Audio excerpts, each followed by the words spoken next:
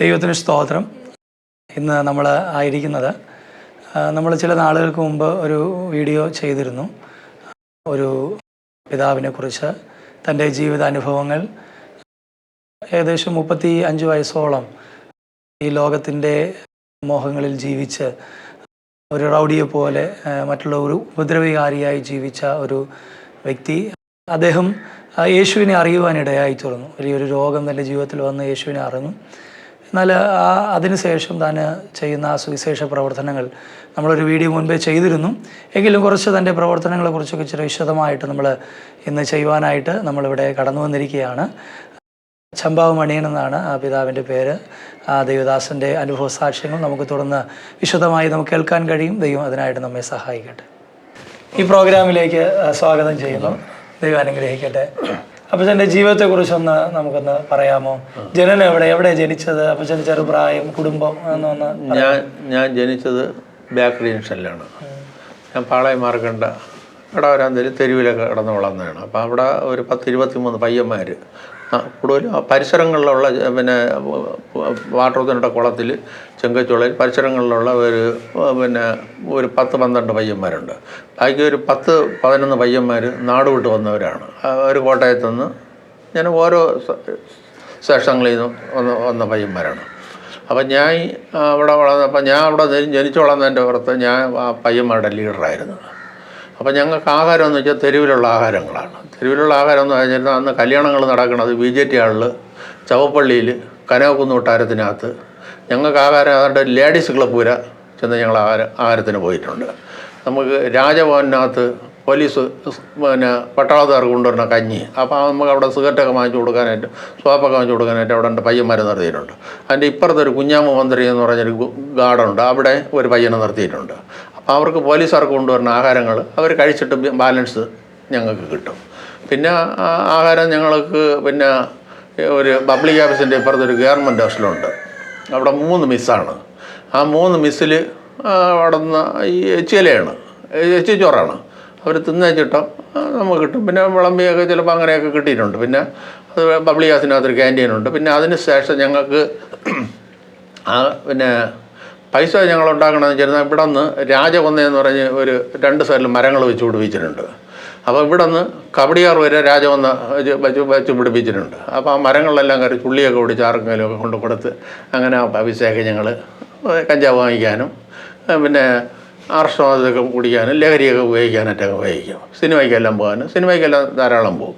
അപ്പോൾ ഈ ചെറുപ്രായത്തിൽ ഇങ്ങനെ ഈ ലഹരിക്കൊക്കെ അടിമയായിട്ട് അല്ലേ? ചെറുപ്രായത്തിൽ അങ്ങനെ ഒരു ലഹരിക്കെല്ലാം അടിമപ്പെട്ട് അങ്ങനെ ഒരു ഏതാണ്ട് ഒരു 19 വയസ്സ് വരെ ഇങ്ങനെ ഈ ഒരു മൈൻഡിലായിരുന്നു ജീവിച്ചത്. പിന്നെ അത് പോയിട്ട് പാളയമാർക്കണ്ട മെയിൻകാരിൽ കവർപ്പളയം എന്ന് പറഞ്ഞൊരു ഒരു കളിയുണ്ട്. കവർപ്പളയം എന്ന് പറഞ്ഞാൽ ഈ ഉത്സവ പറമ്പിലൊക്കെ ഇടണം. ഈ ഒട്ടകം, മയിൽ, ആന, പുലി എന്ന് പറഞ്ഞിട്ട് 6 പടം ഇങ്ങനെ ഒട്ടിച്ചിട്ട് അതിലിങ്ങനെ ഒരു കറക്ക് വെച്ചേക്കും. അപ്പോൾ അതിൽ പൈസ ഇടുമ്പോൾ 4 എണ്ണം ഇടും. 4 എണ്ണം ഇട്ട് പിന്നെ ഏതെങ്കിലും പടത്തിൽ കാലിയായിട്ട് നിൽക്കുന്നതിൽ വന്ന് നിന്നിരുന്ന ആ പൈസ നമുക്കാണ്. പിന്നെ കട്ടയം പടം അടിക്കും. കട്ടയം പടം പറഞ്ഞാൽ 3 കട്ടയും ഒരു പോണിയിൽ വെച്ച് ഇതിനെ കുലിക്ക് അടിക്കും. പിന്നെ ഈ തിരികുത്തി ആളുകളെ കയ്യിൽ നിന്ന് കളിപ്പിച്ച് പൈസ വാങ്ങിക്കാനായിട്ടുള്ള പല യന്ത്രങ്ങളുണ്ട്. പിന്നെ 3 ചീട്ടെന്ന് വെച്ചാൽ മുച്ചീട്ടാണ്. അപ്പോൾ ഇതിൽ പടമുണ്ട്, 2 പടം കാണില്ല. അപ്പോൾ ആ 3 ചീട്ടെടുത്ത് ഇങ്ങനെ കാണിക്കുക, അത് പടം കാണിക്കുക. അപ്പോൾ ഇങ്ങനെ ഇടുന്ന സമയത്തിന് ആ പടത്തിൽ വെച്ചിരുന്നിരുന്ന അവർക്ക് പൈസ കിട്ടും. അവർക്ക് പടത്തിൽ വയ്ക്കാൻ വളരെ അപൂർവമാണ് പുറത്ത് പൈസ പോണത്. പൈസ നമുക്കാണ് കിട്ടുന്നത്. അങ്ങനെയുള്ള ചില ട്രിക്കുകളൊക്കെ ഉണ്ട്. പിന്നെ ഈ ചാരാമിക്കണ്ടത്തുനിന്ന് അങ്ങനെ എൻ്റെ ശരീരത്തിൽ ദൈവം എന്ന് പറഞ്ഞാൽ ഇതിനെന്തൊരു അർത്ഥമുണ്ടെന്ന് എനിക്ക് അറിഞ്ഞൂടെ. എൻ്റെ ശരീരത്തിൽ 11 ഹിന്ദുക്കളുടെ പടം കുത്തി വെച്ചിട്ടുണ്ട്. ഇത് കുത്താൻ കാരണം എന്താണെന്ന് വെച്ചിരുന്നാൽ ഇത് പിന്നെ ദൈവം എന്ന് പറഞ്ഞാൽ ഇതിനെന്തൊരു അർത്ഥമുണ്ട്. അപ്പോൾ ഞാൻ വിചാരിച്ചു ഇതെല്ലാം കുത്തി വെച്ചിരുന്നിരുന്ന എനിക്ക് ചാരാമിക്കണ്ടെന്ന് വെച്ചാളി പീസ്. അപ്പോൾ എനിക്ക് കൊച്ചിലെ വീട്ടുകാലേക്കെല്ലാം എന്നെ കൊണ്ട് നിർത്തി. ഞാൻ എൻ്റെ ഒരു വേദനയിൽ കൂടെ ഞാൻ വളർന്നവനാണ്. പിന്നെ കോഴി തൂറിട്ട് കോഴി കൂട്ടി കിടന്ന പാത്രത്തിൽ കഞ്ഞി തന്നിട്ടുണ്ട്. പൂജപ്പര ഒരു വീട്ടിൽ എൻ്റെ പച്ച മുരിങ്ങ കൊണ്ട് അടിച്ചിട്ടുണ്ട്. അങ്ങനെ ഞാൻ ഒരു വേദനയിൽ കൂടെ വളർന്നു. എൻ്റെ കൈ ആരും പിടിക്കില്ലെന്നുണ്ട് എല്ലാം കുത്തി വെച്ച് ചാരാമിക്കണ്ടത്തൊക്കെ ഞാൻ പീസൊക്കെ വാങ്ങിക്കുക. അങ്ങനെയൊക്കെ കഴിയുമായിരുന്നു. പിന്നെ ഒരു 19 വയസ്സെല്ലാം കഴിഞ്ഞ് 19-20 വയസ്സെല്ലാം കഴിഞ്ഞ സമയത്തിന് ഞാൻ ജോലിയൊക്കെ ചെയ്യും.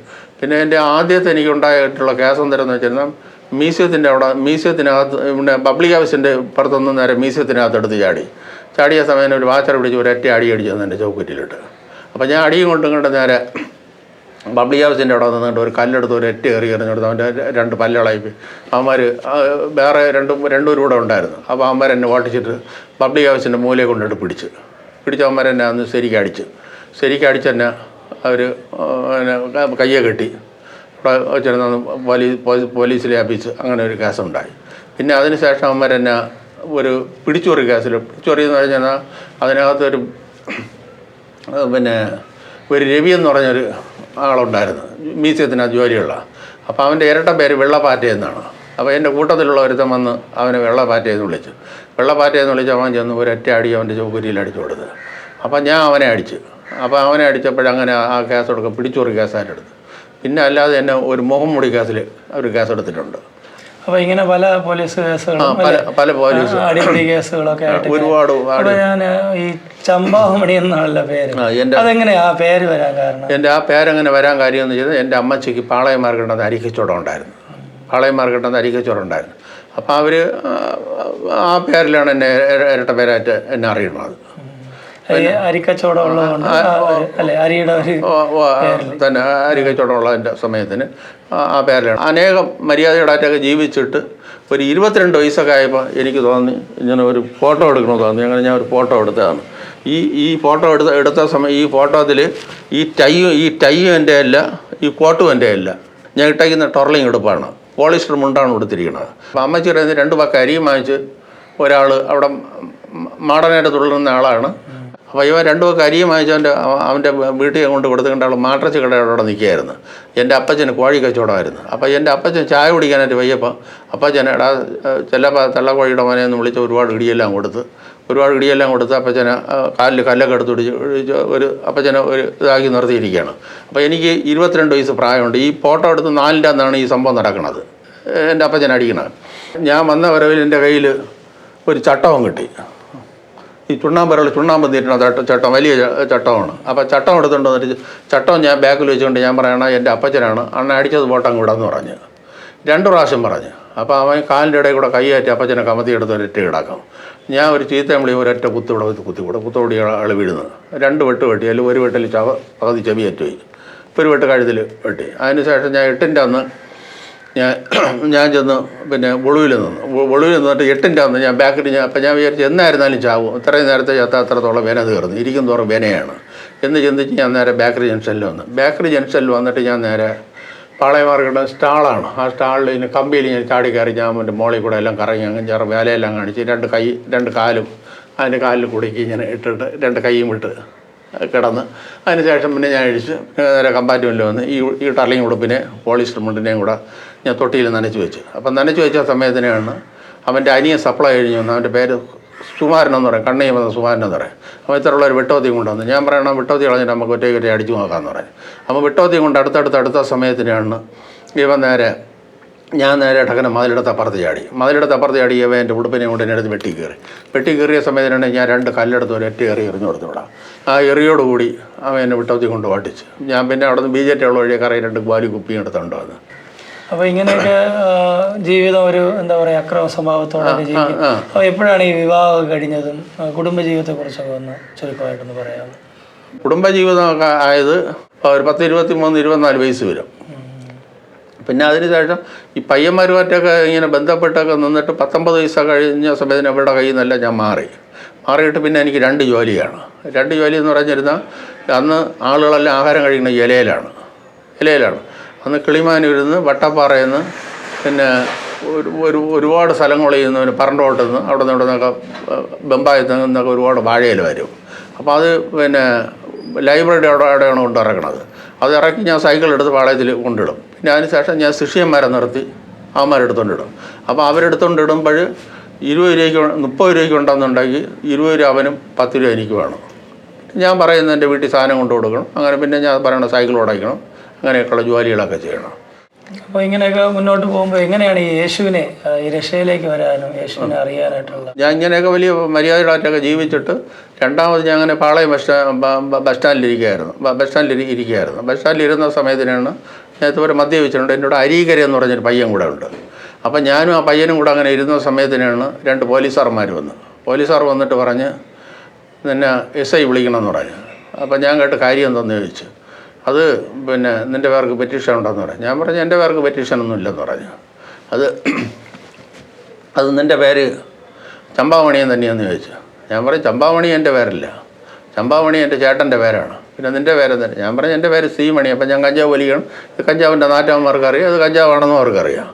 അപ്പോൾ ഉടനെ എന്നെ വീണ്ടും ഞാൻ കഞ്ചാവ് വലിച്ചുകൊണ്ട് ഞാൻ പറഞ്ഞു എൻ്റെ പേര് ചമ്പാമണിയനല്ല, എൻ്റെ പേര് സി മണിയാണ്, ചമ്പാമണി എൻ്റെ ചേട്ടൻ്റെ പേരാണ്. നീ ഗുണ്ടുകാട്ടിൽ തന്നെ താമസിക്കണം. ഞാൻ പറഞ്ഞു ഗുണ്ടുകാട്ടിലല്ല താമസിക്കണം, ഞാൻ ഗൗരീസോട്ടത്താണെന്ന് പറഞ്ഞു. അപ്പോൾ വീണ്ടും ഞാൻ കഞ്ചാവ് വലിച്ചു. അപ്പം കഞ്ചാവ് വലിച്ചിട്ട് അപ്പോൾ എൻ്റെ അടുത്ത് ചേട്ടൻ ഗൗരീസോട്ടത്ത് എവിടെയാണെന്ന് പറയാൻ പറഞ്ഞു. ഞാൻ ഇങ്ങനെ വലിച്ചിട്ട് ഞാൻ പറഞ്ഞു എവിടെയാണെന്ന് പറയാൻ തരും, ഓലയോട്ടമാണ് കുഞ്ഞൻ്റെ വീട്ടിൻ്റെ ബാക്കിലെന്ന് പറഞ്ഞു. എന്ന് പറഞ്ഞ ഉടനെ തന്നെ അവൻ എൻ്റെ പുണ്ടി കയറി പിടിച്ച് നടക്കാൻ പറഞ്ഞ് ഞാൻ അല്പം അങ്ങോട്ട് നടന്നത് ഞാനും അമ്മരും കൂടെ വലിയും കൂടി നേരായിട്ടങ്ങനെ ഞാൻ അമ്മരെ പിടിവിട്ട് അവിടെ നിന്ന് ഞാൻ ചാടി നേരെ ചാവുപള്ളിക്കകത്തെടുത്ത് അമ്മരെൻ്റെ കൂടെ പാടിയിട്ട് അമ്മരെന്നെ പിടിക്കാൻ പറ്റിയില്ല. പിന്നെ ഞാൻ അടുത്ത് ചാവുപള്ളിക്കകത്തെടുത്ത് ചാടിയപ്പോൾ അമ്മരെൻ്റെ അമ്മരെ കയ്യിലായി പേശയും. അപ്പം ഞാൻ അടിയിൽ ചട്ടിയും ഇട്ടിട്ടുണ്ട്, ഒരു ഷർട്ടും ഇട്ടിട്ടുണ്ട്. അപ്പോൾ ഈ അരീകരൻ എന്ന് പറഞ്ഞാൽ അവിടെ ഇരിക്കുകയായിരുന്നു. അങ്ങനെ അമ്മനെ എൻ്റെ ഈ ഷർട്ടും ഈ പേശയും അരീകരനായിട്ട് അമ്മ പോലീസ് സ്റ്റേഷനിൽ കൊണ്ടുപോയി. അന്ന് പോലീസ് സ്റ്റേഷൻ ആദ്യമായിട്ട് ഉദ്ഘാടനമായ സമയത്തിനാണ് അസീസാണ് അവിടെ വരുന്നത്. അസീസ് എന്ന് പറഞ്ഞ ഒരു SI ആണ് അവിടെ വരുന്നത്. അതിനകത്തൊരു പോറ്റി ഹോട്ടലുണ്ടെന്ന്. പോറ്റി ഹോട്ടലിൻ്റെ അടുത്താണ് പോലീസ് സ്റ്റേഷൻ. കൊടുക്കാൻ ലാസ്റ്റിൽ അരീകരൻ അവന്മാർ കൊണ്ട് ചമ്പാമണീൻ്റെ വീട് പറഞ്ഞെന്നൊക്കെ പറഞ്ഞിട്ട് അടിക്കുകയൊക്കെ ചെയ്ത് വിട്ട്.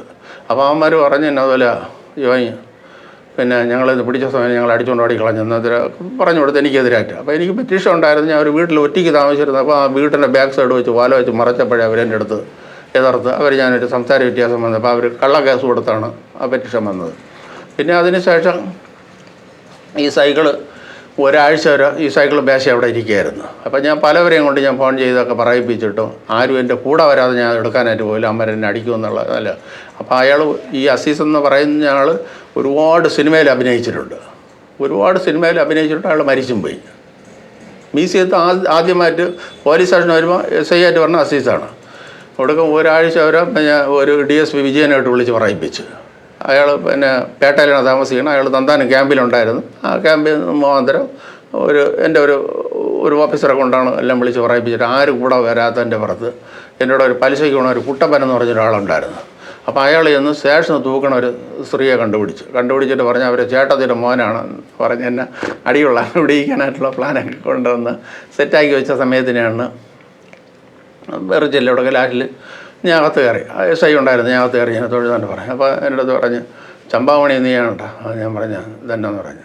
ഒരൊറ്റ അടിയും ഞാൻ അടിച്ചിട്ട് പറഞ്ഞു ഷർട്ട് ഊരാൻ പറഞ്ഞു.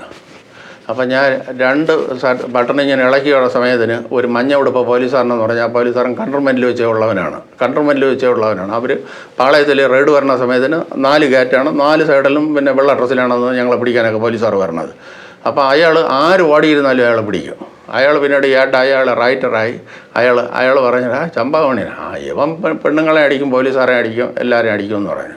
അപ്പോൾ അവൻ നോക്കിയ സമയത്ത് ഞാൻ ഒരു നീല ഷർട്ട് ഇട്ടിരിക്കുകയായിരുന്നു. ആ നീല ഷർട്ടിൽ ഒരു 10 രൂപ നോട്ട്, ഒരു 2 10 രൂപ നോട്ടും, ഒരു 3-4 5 രൂപ നോട്ട്, ഒറ്റ നോട്ടും ഒക്കെ അങ്ങ് അതിന് പൈസയ്ക്ക് നല്ല വാൾട്ടേജ് ഉള്ളത്.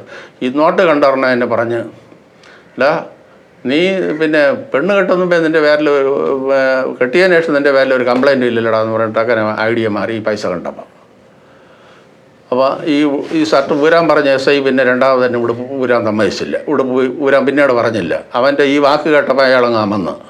അങ്ങനെ വന്ന് അവിടെ ശരി എന്നെ എഴുതി വെച്ച് വിടാൻ പറഞ്ഞ സമയത്തിനാണ് ഈ ഓട്ടിച്ച പോലീസുകാരന്മാരും ഇവിടെ ഇല്ലായിരുന്നു. എങ്കിൽ അവന്മാരെന്നെ ഒരടിയെങ്കിലും അടിക്കാതെ വിടില്ലായിരുന്നു. അങ്ങനെ ഒരു 10 രൂപ ഇയാൾക്ക് കൊടുത്ത് വേറെ 2 പോലീസുകാരന്മാർക്ക് ഈ 2 രൂപ കൊടുത്തിട്ട് 14 രൂപയും കൊടുത്ത് സൈക്കിൾ കൊടുത്ത് ഇങ്ങോട്ട് വന്ന് മാമാട്ര ചിക്കടയോടെ വന്ന് കുറേ ചാരങ്ങളെല്ലാം കുടിച്ച്. പിന്നെ അവിടെ വെച്ച് വേറൊരുത്തേയും പിന്നെ ഒരു ആട്ടോ എന്തിനോ തട്ടി പിന്നെ ഒരാൾ ഞാൻ തട്ടി വീഴുന്ന അയാളെ മരിച്ച സമയത്തിന് അയാളെ കൊണ്ട് പോസ്റ്റ്മോർട്ടം റിപ്പോർട്ടിൽ കല്ലെടുത്ത് ഇടിച്ചു കൊന്നതാണ്. അപ്പോൾ എൻ്റെ കൂടെ നിന്ന് 2 പേരെ കൊണ്ടുപോയി അവർ എല്ലാം അന്വേഷിച്ച സമയത്തിന് ഒടുക്കം ലാസ്റ്റിൽ എന്നെ ചെല്ലാൻ പറഞ്ഞ് 2 പ്രാവശ്യം ചെല്ലാൻ പറഞ്ഞ സമയം അവന്മാരടിച്ചില്ല.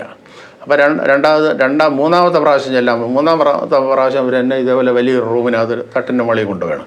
ആ തട്ടിൻ്റെ മുകളിൽ കൊണ്ടുപോയ സമയത്തിനാണ് അപ്പോൾ ഞാൻ ഇങ്ങനെ പറഞ്ഞു കേട്ടിട്ടുണ്ട് ക്രൈം ബ്രാഞ്ചിൽ മുട്ട പിന്നെ അവർ വിരലിനകത്ത് അടിച്ച് കയറ്റയും പിന്നെ 2 കാലും പിടിച്ച് വെച്ച് ഉള്ളം കാലിനകത്ത് അടിക്കുക, ഐസ് കെട്ടി കിടത്തുന്നത്. അപ്പം ഞാനും പേടിച്ചതുപോലെ തന്നെ മാളിൽ പോയി ഇങ്ങനെ എഴുതുകൊണ്ട് കയറി ചെയ്തു.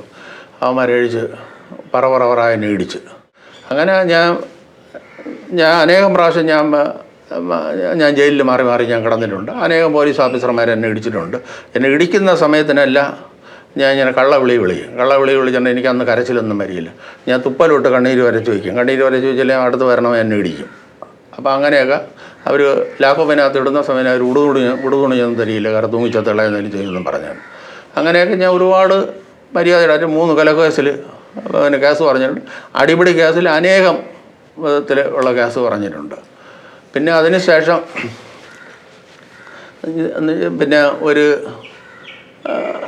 പിന്നെ ഈ രക്ഷയിൽ വരാനായിട്ടുള്ള കാരണം ഞാൻ ഒരു 32 വയസ്സ് വരെ ഞാൻ ഒരു റൗഡി സെക്ഷനിലെന്ന് പറഞ്ഞിരുന്നാൽ എന്നെ ആർക്കും ഒന്നും ചെയ്യാൻ പറ്റില്ല.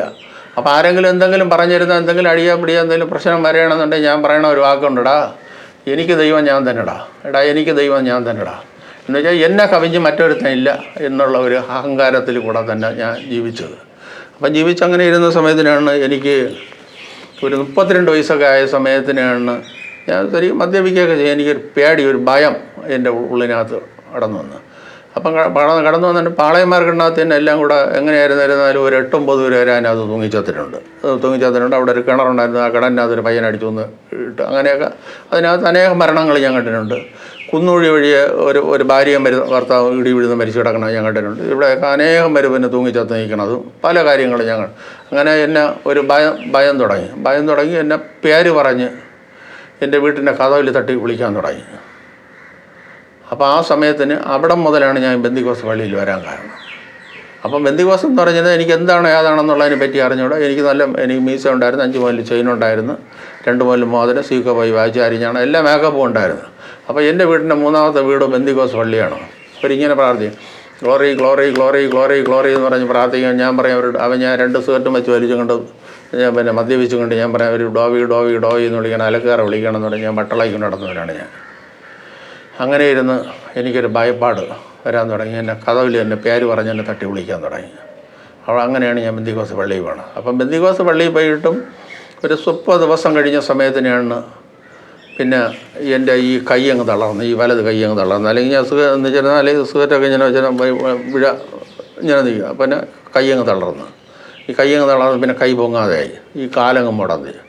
അങ്ങനെ എന്നെ ചിത്രം മെഡിക്കൽ സെൻ്ററിൽ കൊണ്ടുവന്നവർ സ്കാൻ ചെയ്ത് നോക്കിയ സമയത്തിന് പറഞ്ഞ് എനിക്ക് ബ്രെയിൻ ട്യൂമറാണെന്ന് പറഞ്ഞു, തലച്ചോറിനകത്ത് ക്യാൻസറാണെന്ന് പറഞ്ഞു.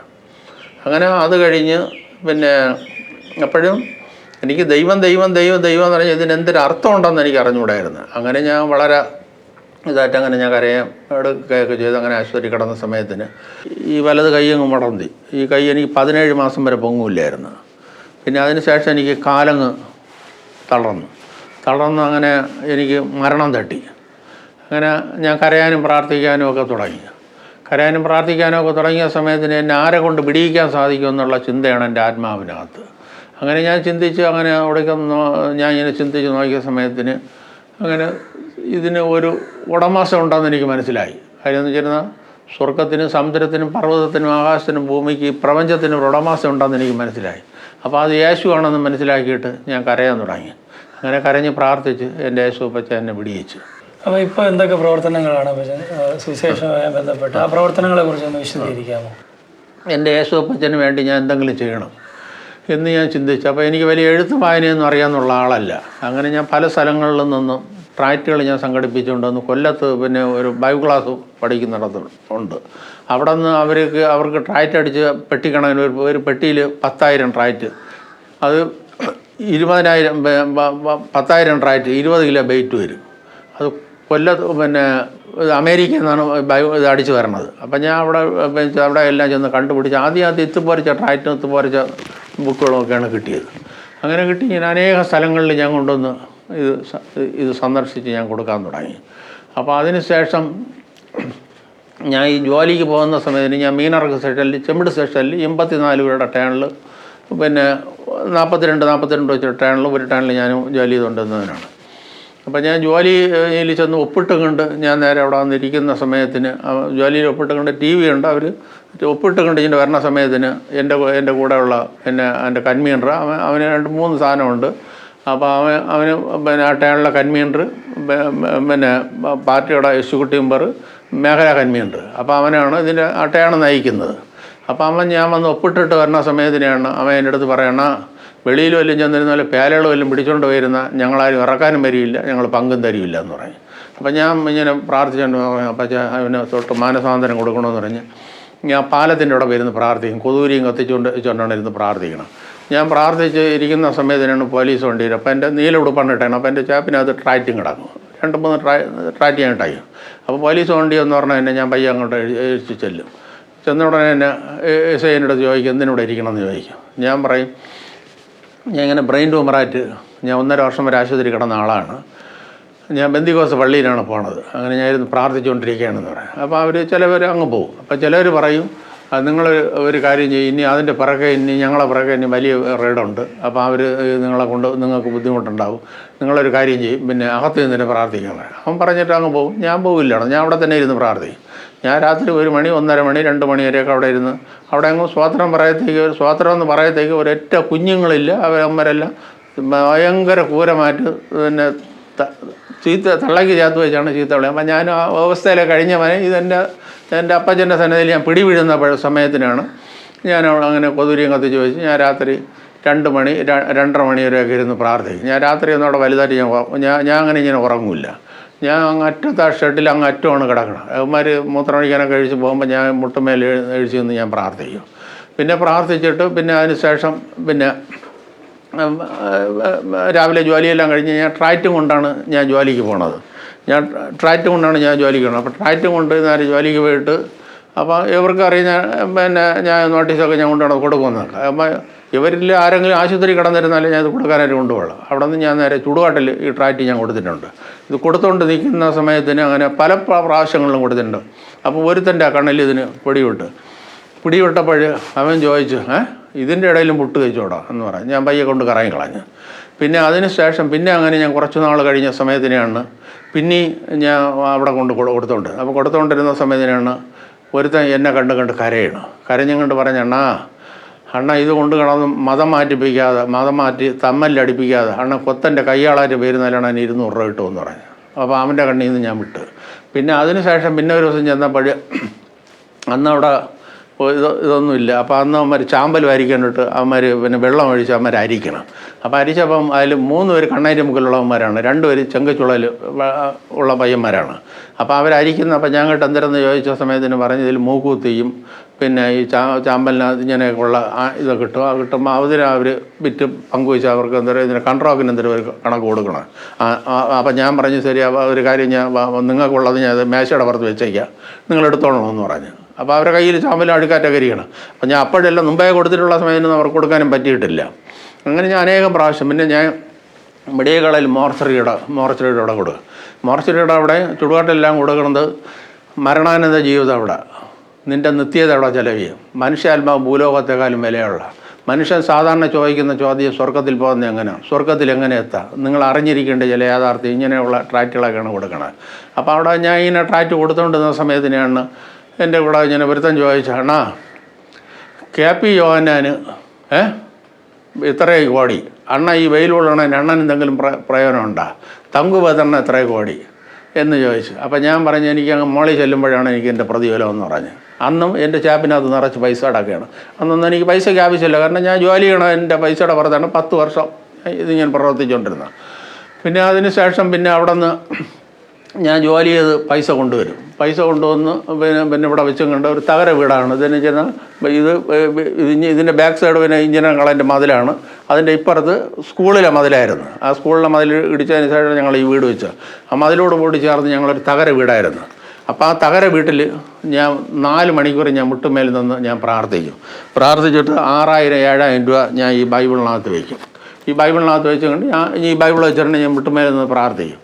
ഒരു 4 മണിക്കൂർ മുട്ടുമേൽ നിന്ന് പ്രാർത്ഥിക്കും. അങ്ങനെ പ്രാർത്ഥിച്ച് എനിക്ക് കരച്ചിൽ വരണ സമയത്തിന് ഈ നോട്ടിലെല്ലാം ഞാൻ കണ്ണുനീര് വാരി പുരട്ടി വയ്ക്കും. കണ്ണുനീര് വാരി പുരട്ടി വെച്ചും കൊണ്ട് ഈ നോട്ട് കൊടുത്താണ് അവർക്ക് ഞാൻ ടിക്കറ്റ് ബുക്ക് ചെയ്യണത്, ഈ നോട്ട് കൊടുത്താണ് അവർക്ക് ഞാൻ ആഹാരം വാങ്ങിച്ചു കൊടുക്കുന്നത്. അങ്ങനെ ഞാൻ ഒരു വലിയ എൻ്റെ ഒരു അനുഭവം എൻ്റെ യേശുപ്പച്ചൻ എൻ്റെ കൂടെ അനേകം പ്രാവശ്യം സംസാരിച്ചിട്ടുണ്ട്. അപ്പോൾ ഞാൻ ഇവിടെ നിന്ന് പിന്നെ 3 മണി 3:30 മണിയൊക്കെ ആകുമ്പോൾ താഴെ ഡ്രൈവ് ചെല്ലുമ്പോൾ അവർ ഹിന്ദുക്കളാണ്. അവരെൻ്റെ കൂടെ ചോദിക്കുകയാണ് ഇപ്പോഴും വരുന്ന ചോറ് കിട്ടുമോ എന്ന് ചോദിക്കുക. ഞാൻ പറയാം എന്തെങ്കിലും വാങ്ങിച്ച് കഴിക്കുന്നവർ എന്ന് പറയും. അപ്പോൾ അങ്ങനെ ഇങ്ങനെ അനേക സ്ഥലങ്ങളിൽ ഞങ്ങൾ പല സ്ഥലങ്ങളിൽ ഞങ്ങൾ പോയിട്ടുണ്ട്. അതിൽ ഞങ്ങൾ പളനിയിൽ വെച്ച് ഒരാളിന് ഞങ്ങളുടെ കൂട്ടത്തിലുള്ള എന്നെ 2 പ്രാവശ്യം ഇങ്ങനെ പിടിച്ചതുകൊണ്ട് ഞാൻ വന്നും പറഞ്ഞിട്ട് ഞാൻ മാറിപ്പോയി. അപ്പോൾ ഈ സുരേഷിനെ പിടിച്ചു. അപ്പോൾ സുരേഷ് മാറിക്കളഞ്ഞു. പിന്നെ അതിന് ശേഷം പിന്നെ ഞങ്ങളിൽ ഒരാളിനെ പിടിച്ചുകൊണ്ടുപോയി. ഞങ്ങൾ അന്ന് 5 പേരുണ്ടായിരുന്നു. ഞങ്ങൾ 10 പേര് വന്ന് 10 പേരിൽ 5 പേര് ഞങ്ങൾക്ക് മധുര ആശുപത്രിയും മധുര പരിസരങ്ങൾ പ്രവർത്തിക്കാനും ഞങ്ങൾ 5 പേര് ഇവിടെ നിന്ന് 3 മണിക്കൂറാണ് പളനി പോണതിന്. ഞങ്ങൾ അവിടെ ചെന്ന് ഞങ്ങൾ അവിടെ നിന്ന് ഒരാളിനെ പിടിച്ചുകൊണ്ട് പോയ സമയത്തിന് അവർ എന്ന് വെച്ചിരുന്നാൽ പിടിച്ചുകൊണ്ട് പോലീസുകാരുടെ അടിക്ക് ഒരു അതിരുണ്ട്. പക്ഷേ ഈ സുവിശേഷ വിരോധികളെ പിടിച്ചുകൊണ്ട് പോയിരുന്നിരുന്നാൽ അവരടിക്കുമ്പോൾ നമ്മൾ മിച്ചമുണ്ടോ ഇല്ലയെന്ന് നമുക്കറിയാൻ ഒക്കില്ല. അപ്പം ഞങ്ങൾ പിന്നെ അതുകൊണ്ട് ഞങ്ങൾ ഒരു കാരണവശാലും നമ്മളെ കൂട്ടത്തിലുള്ളവരുടെ അടുത്തൊക്കെ ഞാൻ ചെറിയൊരു ഇത് ഞാൻ പറഞ്ഞിട്ടുണ്ട്. ആര് വിളിച്ചിരുന്നാലും അവർ പറയുന്നിടത്ത് നമ്മൾ പോകാൻ പാടില്ല. നമ്മളെവിടെ കൊണ്ടുവന്നത് അവരല്ല കൊണ്ടുവന്നത്. നമ്മളെവിടെ കൊണ്ടുവന്ന ആരെന്ന് വെച്ചിരുന്നാൽ സ്വർഗത്തിനും സമുദ്രത്തിനും പർവ്വതത്തിനും ആകാശത്തിനും ഭൂമിക്കും ഈ പ്രപഞ്ചത്തെ നമ്മളെ നിർമ്മിച്ച യേശുപ്പച്ചനാണ് നമ്മളവിടെ കൊണ്ടുവന്നത്. അപ്പോൾ അവർ വിളിക്കേണ്ടത് നമ്മൾ പോകേണ്ട കാര്യമൊന്നുമില്ല.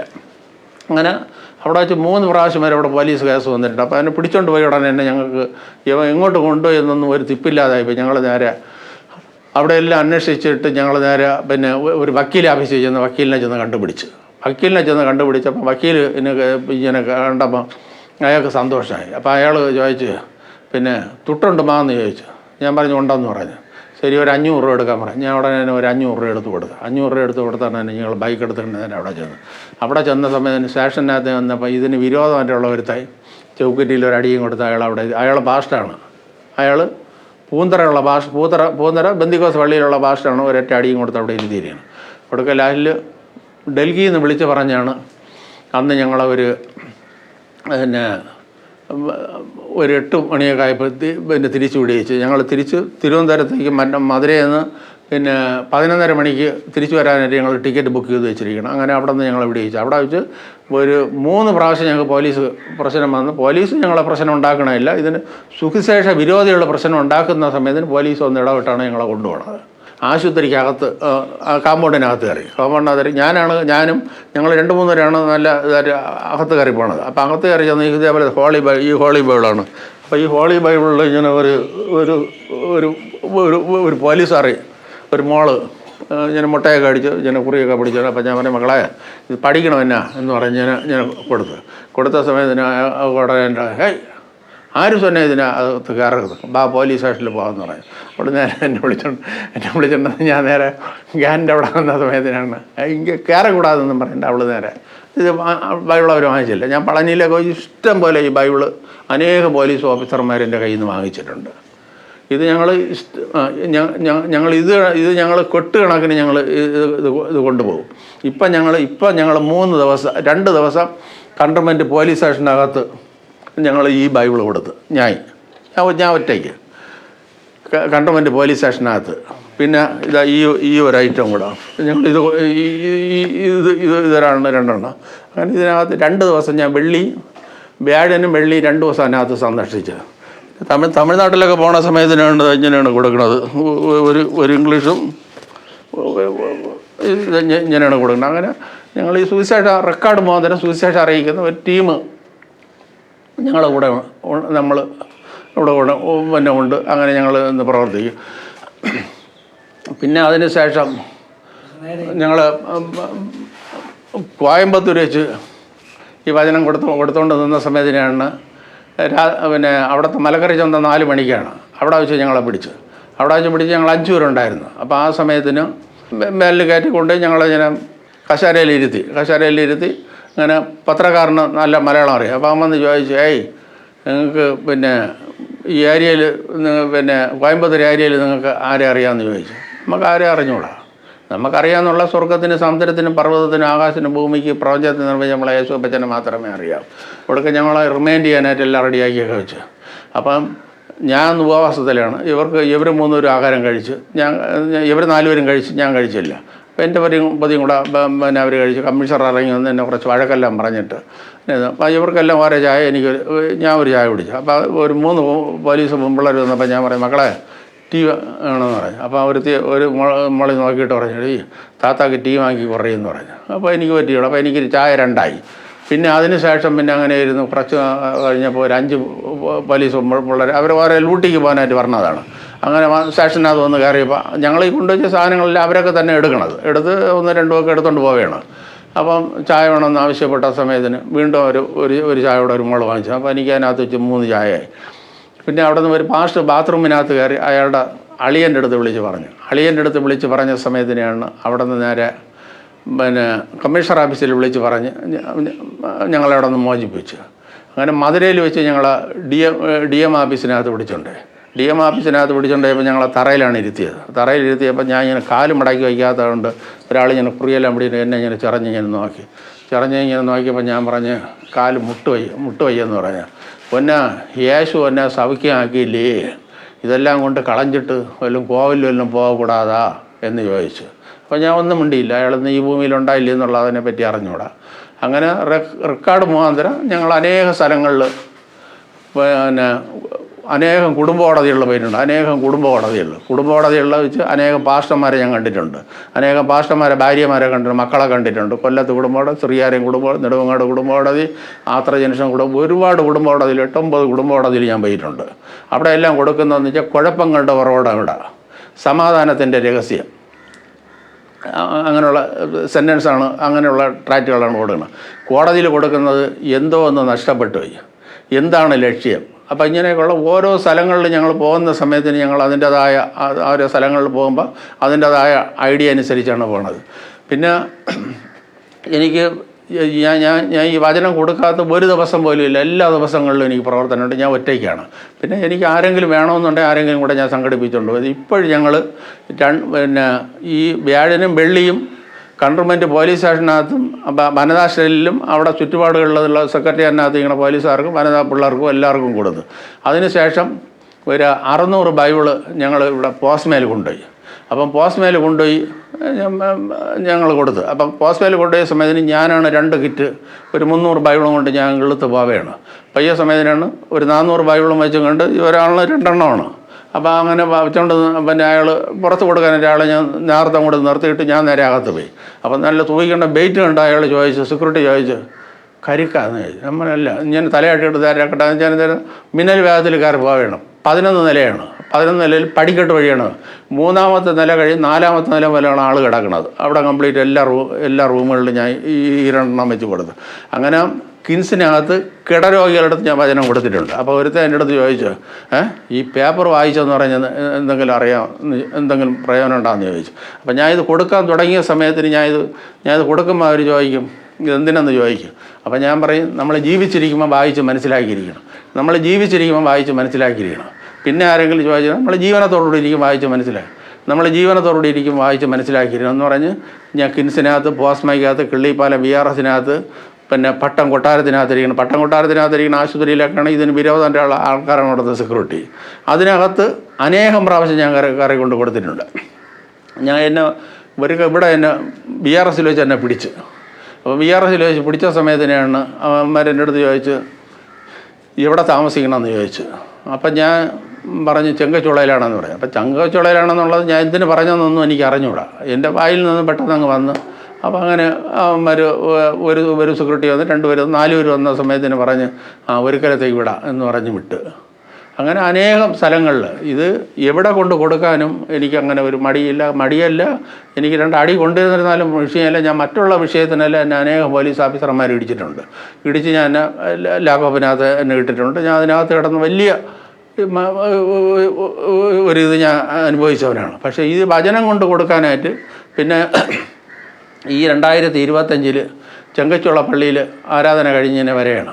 അങ്ങനെ വന്ന സമയം സെക്രട്ടറി എന്നോട് വന്നപ്പോൾ അവിടെ എല്ലാം കൂടെ ഒരു 6-7 പോലീസുകാരന്മാർ ഒരു സൈഡിലെ ഗേറ്റിൻ്റെ അവിടെ നിൽക്കണം.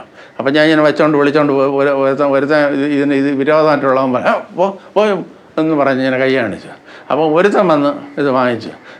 വാങ്ങിച്ച ഉടനെ തന്നെ ഞാൻ പറഞ്ഞ് ഇത് ചത്തുപോയാൽ പിന്നെ ഇത് അറിയാൻ പോകില്ല. നമ്മളെ ജീവനത്തോടെ ഇരിക്കും വായിച്ച് മനസ്സിലാക്കണം. നമ്മൾ ചത്തു കഴിഞ്ഞാൽ പിന്നെ നമുക്കിത് അറിയാൻ ഒക്കില്ല. നമ്മളെ ജീവനത്തോടെ ഇരിക്കുമ്പോൾ വായിച്ച് മനസ്സിലാക്കണം എന്ന് പറയാം. അപ്പം അവൻ ഒന്നും പറഞ്ഞില്ല. അങ്ങനെ അവൻ്റെ അടുത്ത് മാത്രമല്ല, ഞാൻ അനേകം അടുത്ത് ഇങ്ങനെയും ഞാൻ പറഞ്ഞിട്ടുണ്ട്. ചേട്ടാ, എൻ്റെ തുടക്കം നമ്മൾ ജീവിച്ചിരിക്കുമ്പോൾ വായിച്ച് മനസ്സിലാക്കിയിരിക്കണം. സെക്കൻഡ്, നമ്മൾ ജീവനത്തോടെ ഇരിക്കുമ്പോൾ വായിച്ച് മനസ്സിലാക്കണം. അടുത്ത് നമ്മൾ ചത്താൽ പിന്നെ നമുക്കിത് അറിയാൻ ഒക്കില്ല. അങ്ങനെ ആ സെൻറ്റൻസിലാണ് ഞാൻ വചനം കൊടുക്കുന്നത്. എൻ്റെ കൂടെ നിൽക്കുന്ന ഇത് വേലപ്പൻ എന്ന് പറയുന്ന ആളാണ്. അതിൽ തേങ്ങോട്ടാനാണ് പോണത്. അയാൾ മദ്യപിച്ച് വിട്ടതി കൊണ്ടൊക്കെയുള്ള വട്ടിക്ക് ഇതിൻ്റെ അടുത്ത് നിൽക്കുന്ന മുളമ്പറ ആശുപത്രി കിടന്ന് ഭരതന്നൂരുള്ള ബാബു, പിന്നെ അതിൻ്റെ അടുത്ത് സുരേഷ് എന്ന് പറഞ്ഞാൽ പിന്നെ പിള്ളേർ ജയിൽ മുതൽ പല ജയിലുകളിൽ മാറിക്കിടന്ന ആളാണ്. രാജാക്കന്മാരുടെ കാലത്ത് തുറക്കാത്ത പൂട്ടാവും തുറക്കും. അങ്ങനെ വലിയൊരു അനുഭവ സാക്ഷിയുള്ളവരാണ് എൻ്റെ കൂടെ ഉള്ളത്. എന്നെ പോലെ സാക്ഷിയുള്ളവരാണ്. പക്ഷേ ഞാനും അത്രമാത്രം മനസ്സിലാക്കിയിട്ടാണ്. ഈ പ്രപഞ്ചത്തിന് ഒരു ഉടമാസമുണ്ട്, യേശുവാണ്. നമ്മൾ ആത്മാവിന് ന്യായവിധിയുണ്ട്. ഈ ശബ്ദം ശ്രദ്ധിച്ചവരെല്ലാവരും അവരെ ഞാൻ സ്വർഗരാജ്യത്ത് വെച്ച് കാണണം. അവർ ഈ സത്യം അറിഞ്ഞ് യേശു അപ്പച്ചൻ ഇതിൻ്റെ ഓണറിനെ മനസ്സിലാക്കി നമ്മൾ ദൈവരാജ്യത്ത് പോകണം. പിന്നെ നിങ്ങൾ ഇതിന് വേണ്ടി എന്തെങ്കിലും ഒരു സഹായം ചെയ്യാനായിട്ടുള്ളൊരു മനസ്സുണ്ടെങ്കിൽ എൻ്റെ കയ്യിൽ ഇഷ്ടം പോലെ ബൈബിളും ബുക്കും ട്രാക്റ്റും എല്ലാം എൻ്റെ കയ്യിലുണ്ട്. പിന്നെ എൻ്റെ കയ്യിൽ 13 ഭാഷയിലുള്ള ബൈബിളും ബുക്കും ട്രാക്റ്റും എല്ലാം രണ്ടാമത്തെ നിലയിൽ വെച്ചിട്ടുണ്ട്. നിങ്ങൾ ഏത് ആശുപത്രി സന്ദർശിക്കാൻ പറയണം, പറയുന്ന ആശുപത്രിയിൽ ഞങ്ങൾ സന്ദർശിക്കും. അഥവാ നിങ്ങൾക്ക് ഒരു ആശുപത്രിയിൽ സന്ദർശിക്കാനായിട്ടുള്ള പൈസ നിങ്ങളെ കൊണ്ട് തരാനില്ലെങ്കിൽ, ഏതെങ്കിലും ഒരാളിനെ കൊണ്ടുപോകാനായിട്ടുള്ള പൈസ നിങ്ങൾ തരണമെന്നുണ്ടെങ്കിൽ നിങ്ങളെ പേരും പറഞ്ഞ് ഞങ്ങൾ ഒരാളിനെ കൊണ്ടുപോകും. നിങ്ങൾക്ക് ആർക്കെങ്കിലും പ്രാർത്ഥിക്കുക, എന്തെങ്കിലും ആവശ്യമുണ്ടെങ്കിൽ പ്രാർത്ഥിക്കുക, എന്തെങ്കിലും ചെയ്യണമെങ്കിൽ നിങ്ങൾക്ക് ഒരു കാശുമൊന്നും ഇല്ല എങ്കിലും എന്നെ വിളിക്കാതിരിക്കില്ല. എന്നെ വിളിച്ച് നിങ്ങൾ പറഞ്ഞ് പ്രാർത്ഥിച്ചിരുന്നാൽ ഞാൻ ഏത് റോഡിലെ എവിടെ വെച്ചായിരുന്നിരുന്നാലും അവിടെ നിന്ന് ഞാൻ നിങ്ങൾക്ക് വേണ്ടി ഞാൻ പ്രാർത്ഥിക്കും. ഇത് കേട്ട എല്ലാവരെയും എൻ്റെ യേശുവപ്പച്ച അനുഗ്രഹിച്ചിട്ട് ഞാൻ നിർത്തുകയാണ്. നല്ലൊരു അനുഭവ സാക്ഷ്യം ഇന്ന് കേൾപ്പാനിടയായി തീർന്നല്ലോ. ഈ പ്രവർത്തനങ്ങളെ ഓർത്ത് നിങ്ങൾ പ്രാർത്ഥിക്കണം. തനിക്ക് ദൈവം കൊടുത്തിരിക്കുന്ന ആ ദർശനപ്രകാരം ഒത്തിരി ഇടങ്ങളിൽ കടന്നുപോയി താൻ ഈ സുവിശേഷ പ്രതികളും അതുപോലെ തന്നെ ബൈബിളുകളൊക്കെ വിതരണം ചെയ്യുന്നു. ആ പ്രവർത്തനങ്ങൾ ഓർത്ത് നിങ്ങളുടെ വിലയേറിയ പ്രാർത്ഥനയും എല്ലാവരും ആത്മാർത്ഥമായിട്ട് നിങ്ങളെ കഴിയുന്ന വിധം ദൈവാത്മാവ് നിങ്ങളെ പ്രേരിപ്പിക്കുന്ന സഹായങ്ങൾ ചെയ്യുവാനായിട്ട് ദൈവസ്നേഹത്തിൽ ഓർമ്മിപ്പിക്കുന്നു. അദ്ദേഹത്തിൻ്റെ ആ കോൺടാക്റ്റ് വിവരങ്ങൾ നമ്മൾ ഡിസ്ക്രിപ്ഷനിൽ കൊടുക്കുന്നതായിരിക്കും. നിങ്ങളത് കാണുകയും ദൈവാത്മാവ് നിങ്ങളുടെ ഹൃദയങ്ങൾ പ്രേരിപ്പിക്കുന്ന പോലെ ഈ പ്രവർത്തനങ്ങളെ ഓർത്ത് പ്രാർത്ഥിക്കുകയും സഹകരിക്കുകയും ചെയ്യുവാൻ ദൈവസ്നേഹത്തിൽ അറിയിക്കുന്നു. ദൈവം നമ്മെ ഇവരെ അനുഗ്രഹിക്കട്ടെ. മറ്റൊരു വീഡിയോയുമായിട്ട് നമുക്ക് വീണ്ടും കാണും വരെ ദൈവം നിങ്ങളെല്ലാവരും ധാരാളമായിട്ട് അനുഗ്രഹിക്കട്ടെ. Thank you.